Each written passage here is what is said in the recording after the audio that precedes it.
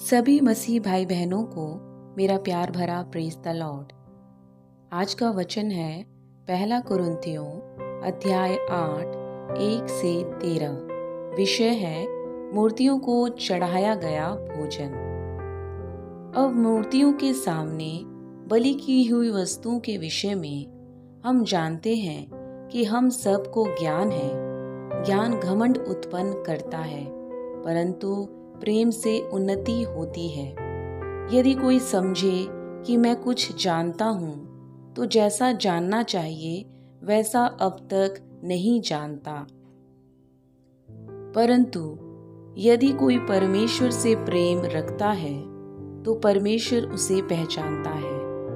अतः मूर्तियों के सामने बलि की हुई वस्तुओं के खाने के विषय में हम जानते हैं कि मूर्ति जगत में कोई वस्तु नहीं, और एक को छोड़ और कोई परमेश्वर नहीं।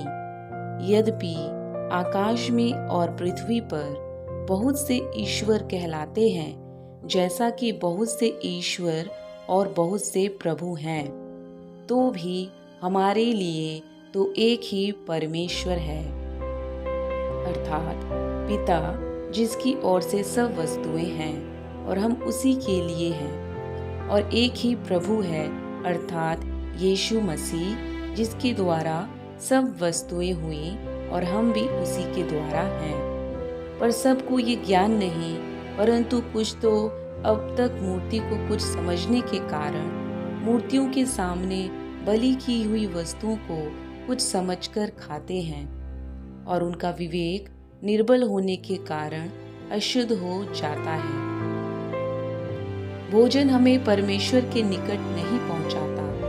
यदि हम ना खाएं तो हमारी कुछ हानि नहीं, और यदि खाएं तो कुछ लाभ नहीं।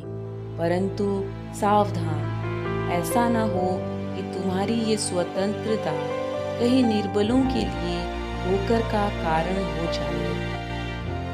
क्योंकि यदि कोई तुझ ज्ञानी को मूर्ति के मंदिर में भोजन करते देखे और वह निर्बल जन हो, तो क्या उसके विवेक को मूर्ति के सामने बलि की हुई वस्तु खाने का साहस ना हो जाएगा?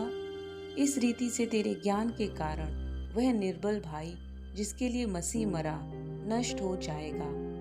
इस प्रकार भाइयों के विरुद्ध अपराध करने से और उनके निर्बल विवेक को चोट पहुंचाने से तुम मसीह के विरुद्ध अपराध करते हो। इस कारण यदि भोजन मेरे भाई को ठोकर खिलाए, तो मैं कभी किसी रीति से मांस न खाऊंगा, न हो कि मैं अपने भाई के लिए ठोकर का कारण बनूं। प्रभु इस वाक्य द्वारा आप सबको आशीष दे।